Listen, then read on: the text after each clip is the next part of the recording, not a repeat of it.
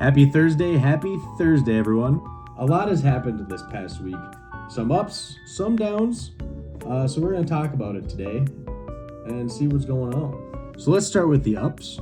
We got some more inventory. We ended up picking up the Lorehold Commander bundle, and we also picked up the Foundations Starter Kit.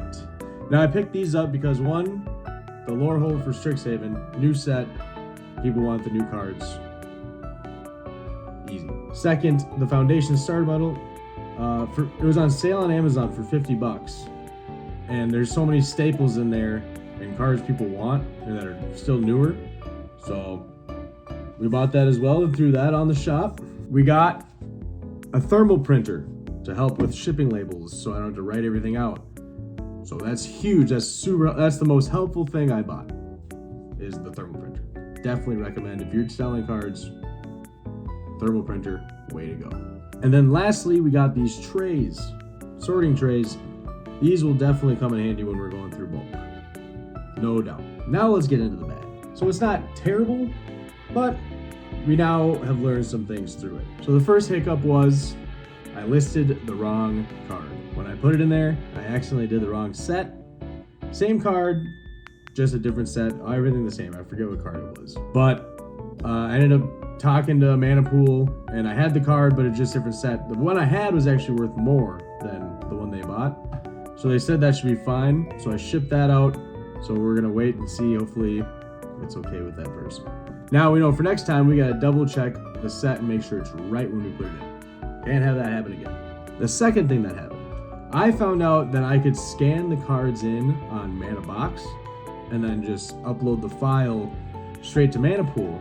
So I did that with all of the Foundation Starter Kit I bought. But what I didn't realize is that you had to go into Mana Box and change it to mint instead of near mint, because if you have it at near mint, Mana Pool looks at it as lightly played.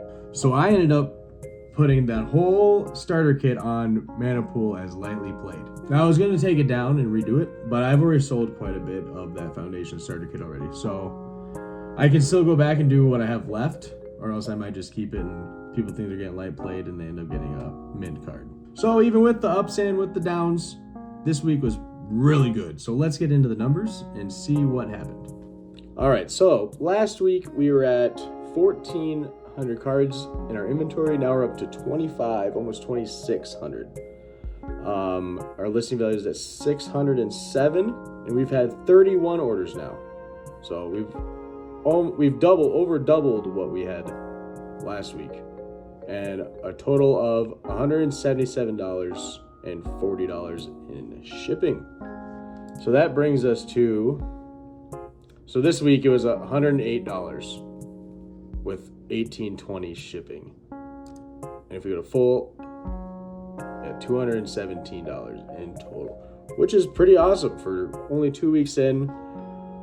We started with bulk, and we used the profits we made to get the extra inventory. And we look at this Google sheet we made.